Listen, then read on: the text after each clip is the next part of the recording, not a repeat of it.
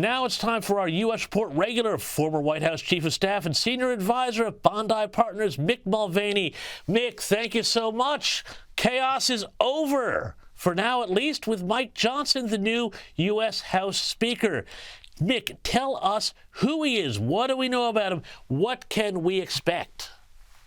A couple different things, James. Thanks as always for having me. He's fairly new. He only got elected in 2016, so he didn't start serving until 2017. He's one of the least experienced speakers of the House in the last 150 years. He's from Louisiana, a relatively small state in the southern part of the country, which now boasts not only the Speaker of the House, but also the Majority Leader, Steve Scalise, who tried and failed to get the Speaker's gavel, is also from that same state.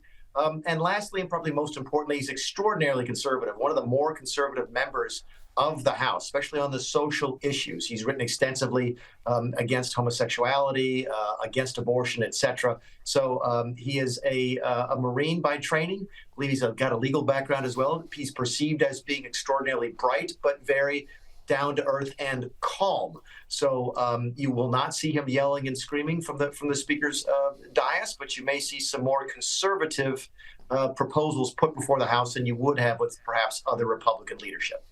So, Mick, how did he manage to become the first among equals, as it were, in this? I mean, you have a huge moderate wing of the party. You've got a lot of people who would disagree with those stances on social issues and sexuality issues, abortion, homosexuality. He's a very conservative Baptist, is my understanding as well. How did he get so many Republicans across the ticket to sign up to him? Yeah, it's a great study in human nature. He's a nice guy. He just is. Yes, he disagrees with people even within his own party, but he's a decent fellow that nobody really hates. Keep in mind, that was the key here. With any four members of Congress could band together, any four members of the Republican conference, I should say, could band together to prevent you or me or anybody else from being the speaker. You had to go find somebody that everybody sort of liked or at least didn't dislike. And that's the shoe that Mike filled. He's a nice guy, again, soft-spoken, even-keeled, very, very conservative, but he hasn't made a lot of enemies, and that is ultimately what I think got him over the hump towards getting the necessary votes. So Mike Johnson's agenda now, what is his agenda now? Where does the work begin? There's so much to deal with, including keeping the government open. What's the first thing off the rank for him? Well, they've already done it. As a matter of fact, I think as of yesterday, the first matter of business was to pass a resolution condemning Hamas. By the way, 10 Democrats voted against that resolution, so it's an issue that can divide the Democrat Party. But that was the first order of business. That's done now.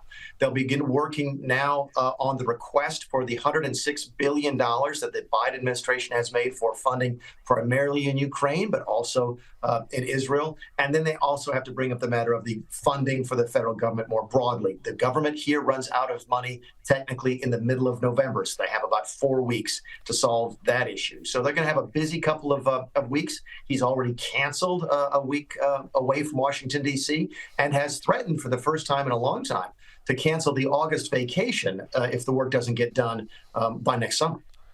So it sounds like he's a real tough talker on this, but what is it going to do about the Republicans with this bill on the funding for both Israel and Ukraine? I know Republican support for Israel is very strong, unlike the Democrats, who, as you said, 10 of them couldn't even bring themselves to vote against Hamas, which seems insane to me, but that's another story. Yet support for Ukraine and Ukraine funding, I think a lot of Republicans see that as a less existential threat, shall we say, to American interests. How is he going to negotiate this one through?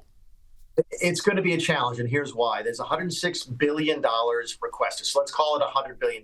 Roughly 60% of that is for Ukraine. Only 12 or 14 is for Israel.